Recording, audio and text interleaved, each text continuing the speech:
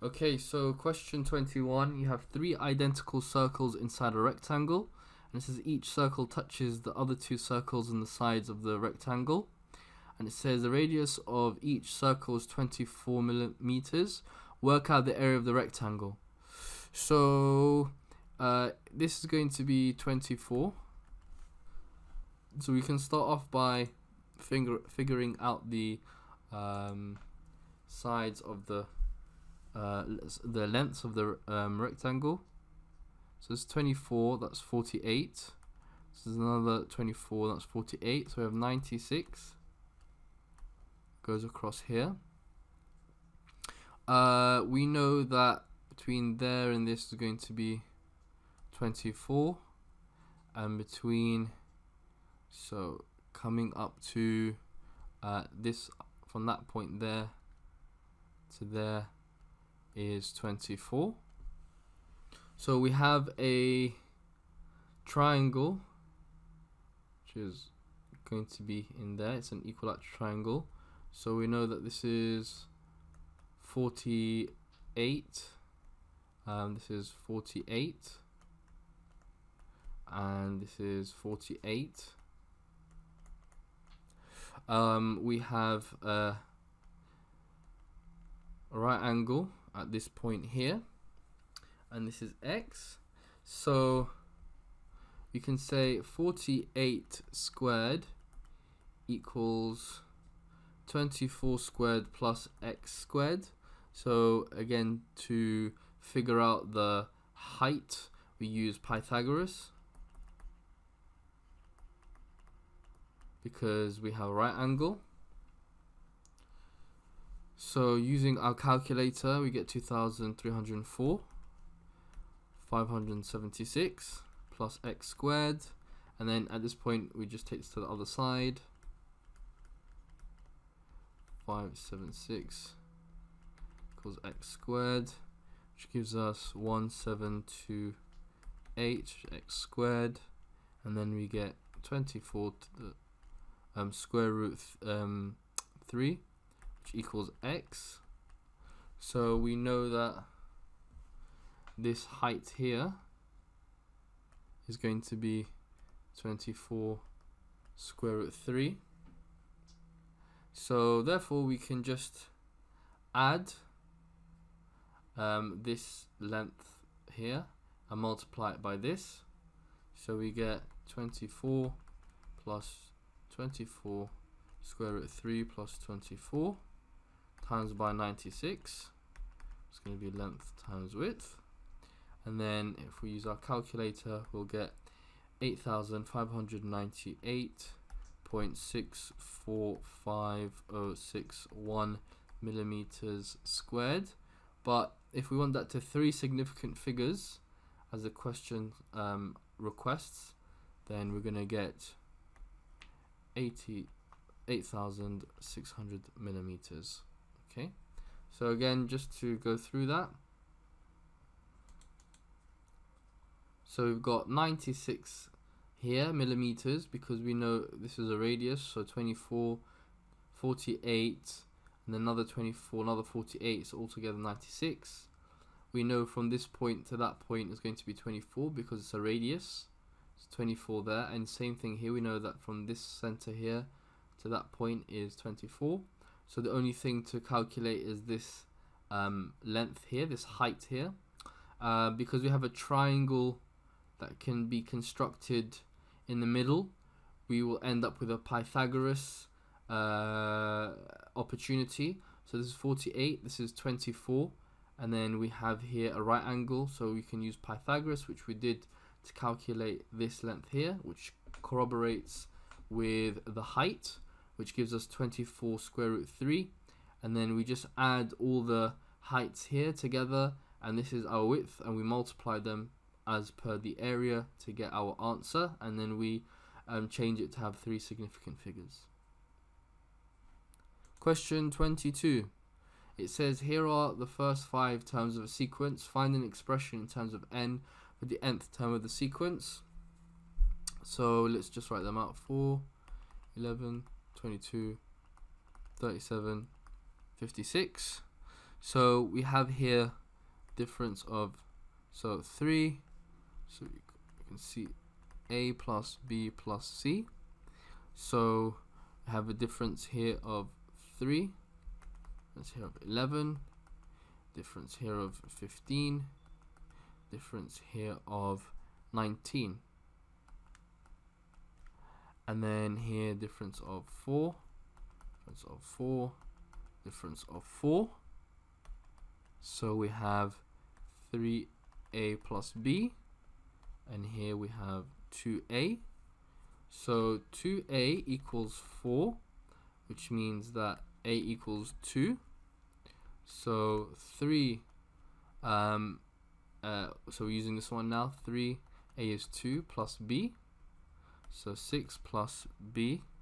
Oh, and this equals 7. So equals 7. So b equals 1. And then we have 2 plus 1 plus c equals 4. So that would mean 3 plus c equals 4. So c equals 1. So therefore we're going to have, remember, our general expression looks like this. So we're going to have 2n squared plus n plus 1. And that will be our answer. So just to reiterate, so we have a plus b plus c. Here we have 3a plus b. And here we have 2a. So we just work out the difference between the first step, difference between the second step, and difference between the third step. And then you can see that we have 2a equals 4. And then 3, so we get a equals 2. And then we have 3a plus b, so we put the 2 in for our a, which we just found out, plus b, so we know that b equals 1. And then we do the same thing for it's a plus b plus c, so 2 plus 1. So that's our a, that's our b, plus c equals 4. And then 3 plus c equals 4, so c equals 1. And then remember our general equation, our general expression looks like this. So we just sub in our value for a, sub in our value for b, sub in for our value for c. Question 23. So it says L is the circle with equation x squared plus y squared equals 4. Point P, P is a point on L. Find an equation of the tangent to L at the point P. So basically, if you have for instance, a circle, okay,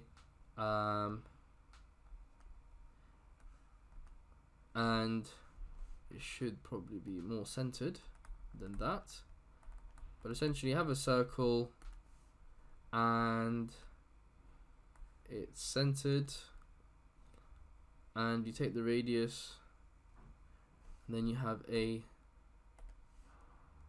tangent which touches at the point, creates a right angle. So this is the point P at 3, 2, square root of 7, 2. So that's the point P on the tangent L. So this is the tangent L. Just gonna put X there, put Y there. Right, so first thing that we need to do is, so this is from O to P, so this is our O, is going to be square root of 7 over 2, take away 0, 3 over 2 equals 0. So we have square root of 7 over 2 divided by 3 over 2, which gives us square root of 7 over 3. Remember, because it's a perpendicular gradient, if you recall the rule that a times b must equal minus 1, so that means that the gradient of the line L is going to be, of the tangent L is going to be minus 3 square root of 7. So this also equals minus 3 square root of 7 over 7. You can write it either way. Let's continue on here. And then we know y equals minus 3 square root of 7 over 7 x plus c. Remember, we have our point P here, so all we needed was the gradient and the point P. So we said 7 over 2 minus 3 square root of 7 over 7, and then x is 3 over 2 plus c. And then here now all we need to do is just some rearranging. So if we rearrange, so square root of 7 over 2, we have minus 9 over 7, 14 plus c. And then take this to the other side, square root of 7 over 2 plus 9 square root of 7 over 14 equals c. And then we literally just change to have the same denominator, and so we'd have 7 square root of 7 14 plus 9 square root of 7 14, which gives us 16 over 7. 16 square root of 7 equals 14, that should be, and then if we divide by 2, so we get 8, and then we get 7, so we have 8 square root of 7 over 7 equals c.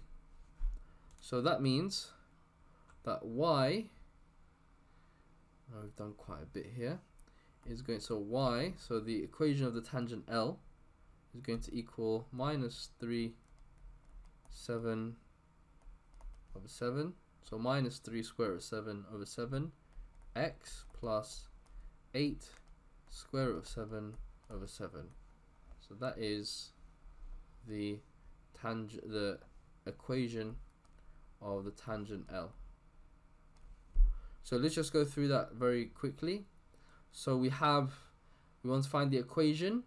We need to know 1 point plus the gradient to find the equation of a line. So we know our 1 point, which is P, which is given to us, and we know that this is a circle.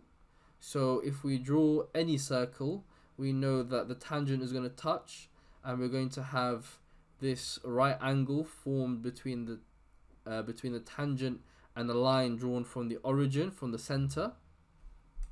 And then so we know that the perpendicular gradient, is going to be a times b equals 1. So that's the gradient of the line, so we can say this one, and the gradient of this line. This is just a rule that we have to memorize. So we found that it's minus 3 over square root of 7. We rewrite it in a different format so that it aligns with our